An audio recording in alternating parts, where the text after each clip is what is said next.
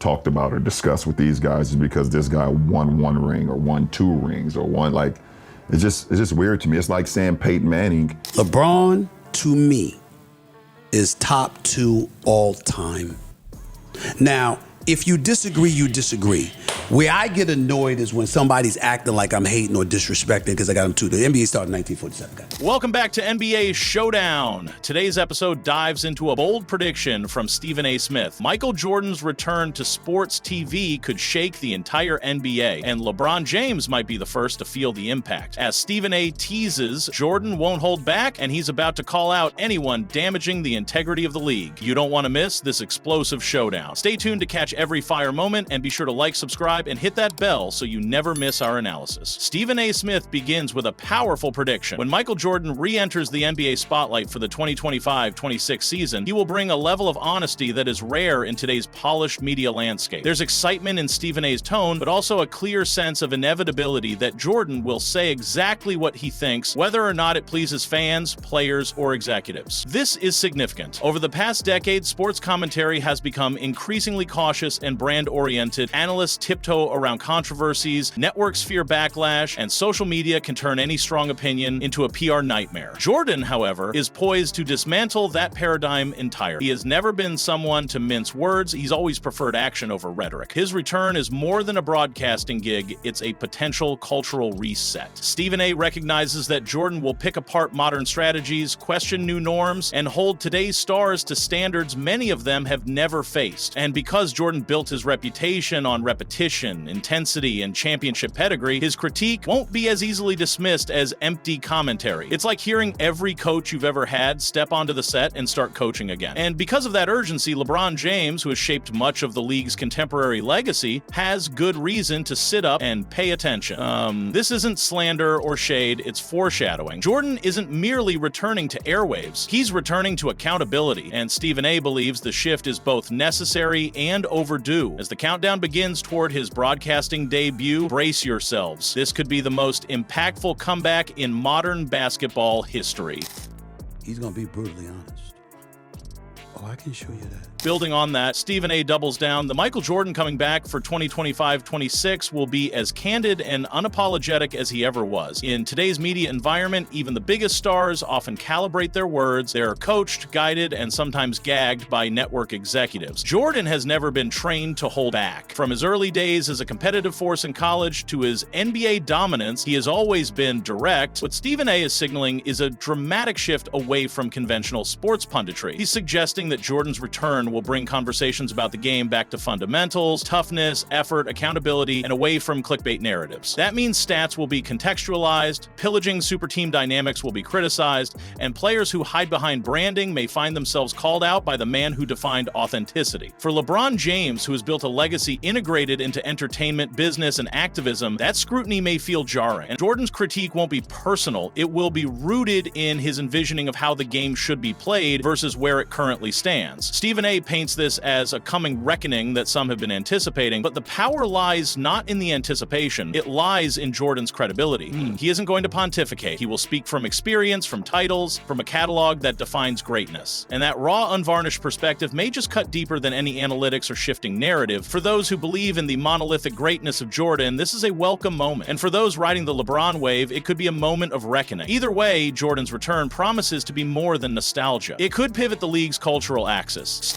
When talking basketball, he is as candid as it gets. Stephen A. then brings himself into the story. If Jordan dares to hold back, even once, he'll be there to amplify it. That is a bold admission. Stephen A. positions himself less as a mediator and more as a protector of truth, championing Jordan's blunt style while pledging to back him. On-set conversations will no longer hide behind vague described intention or softened criticism. Here's the principle. If Jordan sees the game watered down, he'll call it out. Stephen A. has made a vow to support that candor, even if networks don't. For LeBron and his supporting media ecosystem, this means Jordan's presence will ripple far beyond what he says. It's who backs what he says. In a media world full of echo chambers, Stephen A. has just guaranteed that Jordan's voice won't echo, it will reverberate. That creates accountability. LeBron's legacy is built on adaptability, collaboration, and media savviness. He has navigated a highly curated narrative his entire career. Jordan's return, especially with Stephen A. amplifying him, represents a phenomenon that undercuts curated narratives. No sound bites, no manufactured slogans, just experienced judgment. And LeBron's camp knows perfectly well that this is a different league of scrutiny, one not influenced by social media trends or media spin cycles. That's why the phrase "LeBron will feel it first" resonates. Jordan has always been direct, but now he has Stephen A.'s podium to amplify with no filter. For those who worry the game has lost brash truths, this feels necessary.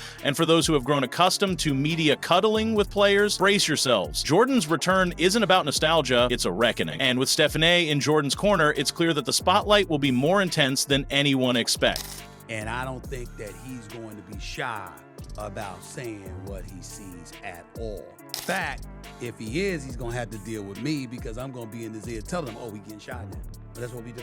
That's what we do. That ain't the one I named him MJ. I know. Stephen A. builds drama around LeBron's legacy when he states that the Kings' reshaping of the league, especially the Miami Superteam move, damaged competition. But more importantly, he claims Jordan's return will lay bare those changes. The core issue is not personal, it's structural. Jordan's brand of competition thrived on competition. Star versus star, draft pick versus veteran. But when LeBron jumped to Miami with Wade and Bosh in 2010, he shifted power dynamics. Now, fewer players aspire to dethrone opponents. They build alliances. Stephen A. highlights how Jordan's creed valued proving yourself physically and mentally, in battle, in games that matter. Super teams flip that script. Dominance by accumulation, not by outworking opponents. With Jordan returning, he'll reassert the old values: accountability, intensity, one-on-one competitiveness. And LeBron, being the man who ignited the era of super teams, may feel exposed. Not because of his greatness, but because the landscape he helped create undermines Jordan's preferred model. Stephen A. is suggesting that history will be recontextualized in Jordan's presence. LeBron can still be revered in history books, but Jordan's return and his potential comments puts the competitive shift under a microscope. It forces the question, which version of legacy was healthier for the sport? It's not a shot at LeBron's greatness, it's a debate about what kind of game future generations will remember. And that conversation, Stephen A. argues, could start with Jordan's presence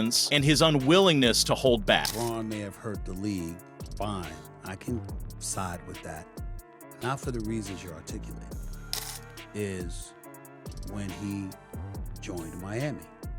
Stephen A. Smith's reaction to the claim that LeBron James hurt the league is one that digs deeper than surface-level criticism. He does not deny that there was an impact, but he points to a nuanced explanation. According to Stephen A., the real damage began when LeBron made the controversial decision to take his talents to South Beach in 2010. While many justified that move as strategic and necessary for a championship, Stephen A. sees it as the moment that shifted the entire competitive culture of the NBA. Before that decision, top-tier players competed fiercely against each other, often refusing to join forces out of pride, rivalry, and legacy. When LeBron orchestrated a super team with Dwayne Wade and Chris Bosh, he sent a signal to the rest of the league. Championships can now be chased collaboratively, not just earned individually. That one shift, in Stephen A.'s view, opened the floodgates. Super teams became a norm. Rather than battling their rivals, stars began seeking comfort zones and partnerships. What stings even more is that LeBron's impact on this front is rarely acknowledged. It is not about hating on LeBron, it is about acknowledging how his choices altered the ethos of the league. Stephen A. is saying that Jordan's return will force a mirror in front of the NBA, and one of the reflections that might look uncomfortable is this: the league has become softer, more coordinated, and less combative. And LeBron, even as the second greatest player in history, will have to come to terms with the fact that his legacy includes rewriting the very fabric of competitiveness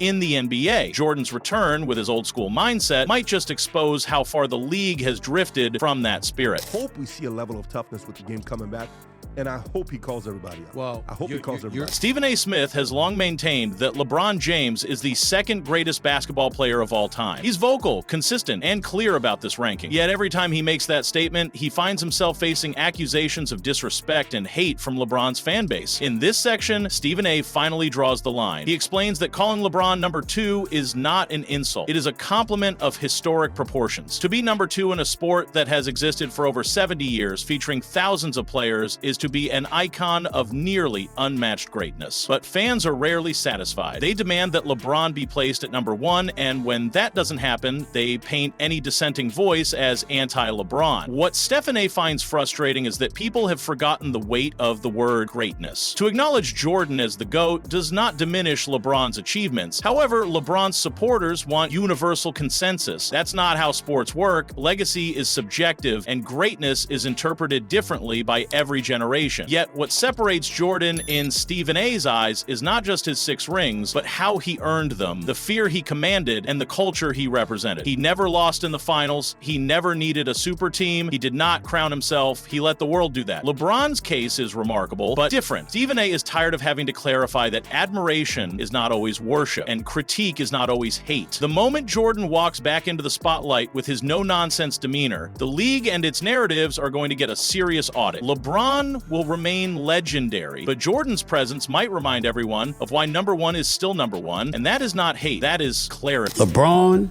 to me, is top 2 all time. Now, if you disagree, you disagree. Where I get annoyed is when somebody's acting like I'm hating or disrespecting because I got him 2. The NBA started in 1947. Got that. The debate over who the GOAT is will never fully die, but Stephen A. Smith offers a decisive statement in this quote. When it comes to the vast majority of basketball minds, fans, and legends, it is still Michael Jordan at the top, and that reality seems to unsettle many of LeBron's supporters. LeBron James has done what no one else has. He is playing in his 22nd year, still dominating. He is an all-time leader in many statistical categories. His consistency and longevity are second to none. But the GOAT discussion has never been about just numbers. It has always been about how someone made people feel. It has always been about dominance, legacy, fear, and cultural impact. Jordan was a force that elevated the sport globally. He was not just a star, he was a myth. LeBron, despite all his greatness, still chases that mythical status. Stephen A. says that the debate is not just statistical, it is psychological. LeBron may hold scoring titles, but Jordan holds the imagination of the basketball world. That is why no matter how far LeBron pushes his career, no matter how many 40-point games he drops in year 22, he will always be number 2. The crown belongs to Jordan. He earned it with sweat, blood, and rings. He never demanded it. The world gave it to him. And with Jordan stepping back into the league spotlight, many believe the illusion of a changing guard will fade. It will remind everyone what true dominance looked like. Not just talent or stats, but presence. Jordan's return could reset the perspective, and when that happens, LeBron will still be revered, but never feared, the way Jordan was. That will be the final, quiet confirmation of where the crown truly sits. Talked about or discussed with these guys is because this guy won 1 ring or won 2 rings or won, like, it's just weird to me. It's like saying Peyton Manning. As the NBA braces for Michael Jordan's return to its public spotlight, the temperature is rising. LeBron James, though celebrated, is about to feel the full weight of comparison all over again. The GOAT debate will reignite, but with Jordan present to speak, it won't just be noise. It will be direct. Stephen A. Smith has made one thing clear throughout these quotes: the legacy of greatness is not just about accolades, but aura. Jordan had it, Jordan still has it, and the league, softened by comfort and camaraderie, may tremble once again under the gaze of its true king. LeBron is historic, but Jordan remains immortal. Subscribe to NBA Showdown and drop your take in the comments. Who really wears the crown?